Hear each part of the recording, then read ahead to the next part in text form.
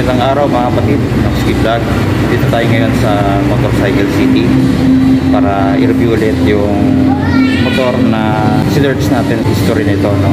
Ito yung CF Moto 300 SR. Ngayon, alamin natin yung kanyang down payment dito sa mga Motorcycle City, and then yung cash. Kasama na rin yung monthly amortization, no? So abangan po natin yan mga kapatid. Pero kung bago ka pa lang, ay huwag kalimutan na mag-subscribe, and then click mo na rin yung notification bell para updated tayo sa mga sunod video. God bless. Shall we have breakfast together?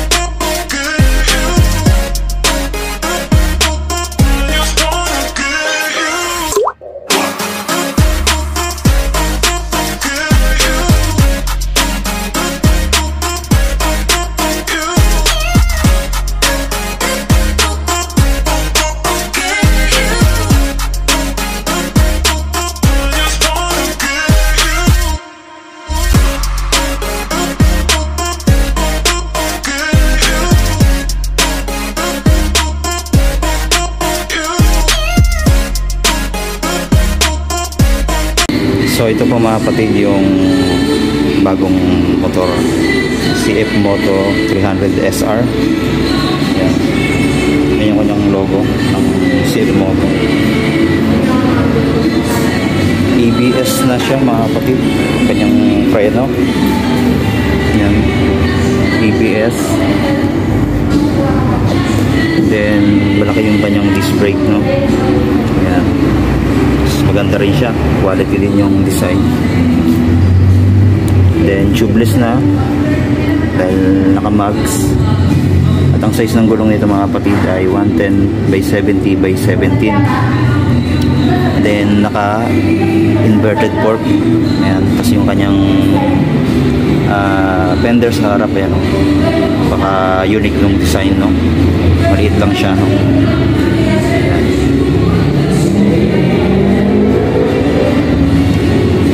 Ang kulay nito mga kapatid ay glossy white o pearl white, then glossy blue green.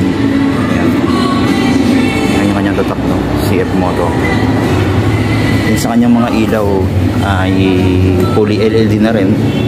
Ayan, LED na yan, kabilaan. Then meron pa siyang park light na to dito. Ayan, may ilaw yan ng kulay white. Then dito, then yan yung kanyang windshield, then yung kanyang side mirror, no?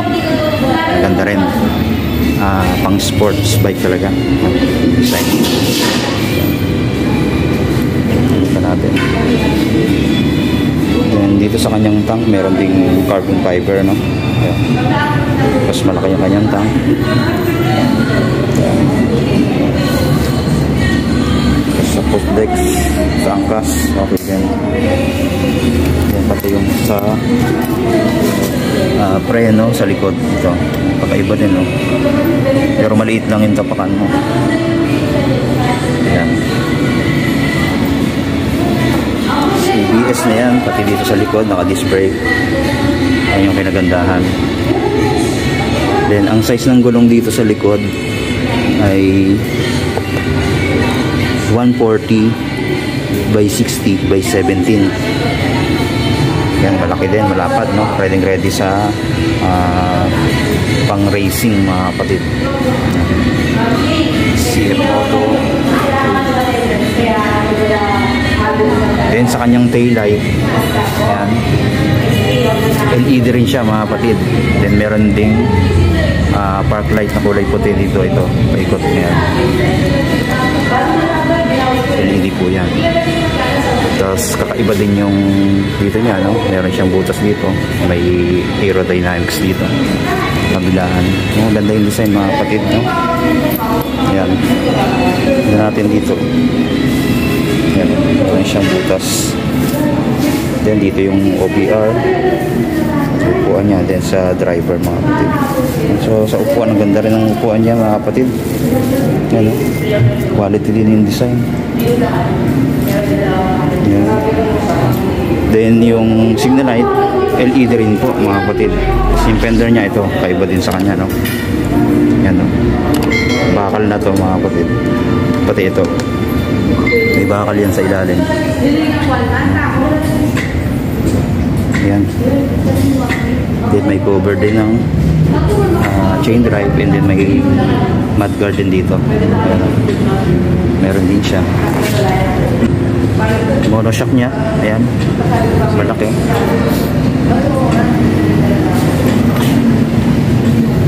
Then dito, ito yung kanyang shifter, naka single shifter lang, pero 6-speed mga kapatid, no? Liquid cool na rin mga kapatid.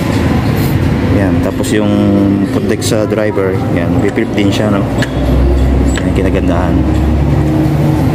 So, premium na premium din to mga kapatid, no? Ito yung kanyang makina.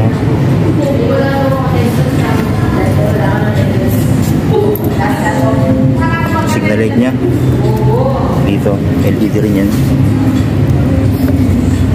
Then dito sa mga switch na ginamit, yan, high and low. Then may pass switch, ayan. Then yung may mode siya dito, pindutan, no? Then busina, and then yung turn signal light ito. Tapos dito meron din siyang kill switch, and then hazard mga kapatid. Then yung throttle nya, okay din. Then yung preno sa harap.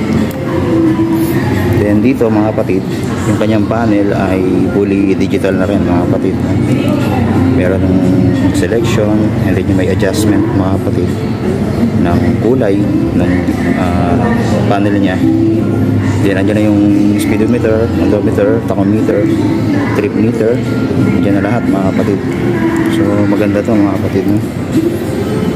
Yan. So ito yung kanyang ignition. Kung titignan natin dito, makikita natin sa loob. Yan. Makikita natin, no? Ano na siya?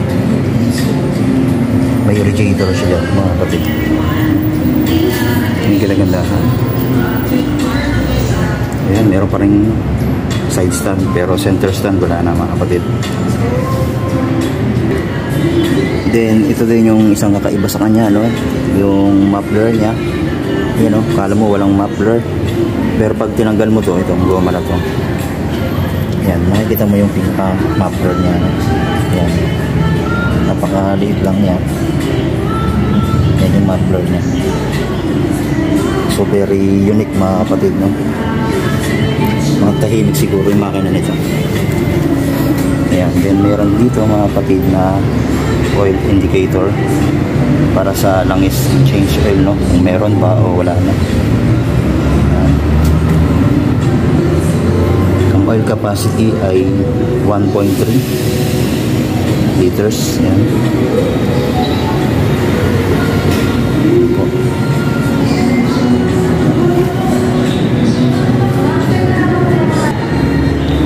Sa mga may gusto mga kapatid ay punta na po kayo dito sa Motorcycle City. Wagawa, Pampanga. Ayan. Marami silang mga motor dito.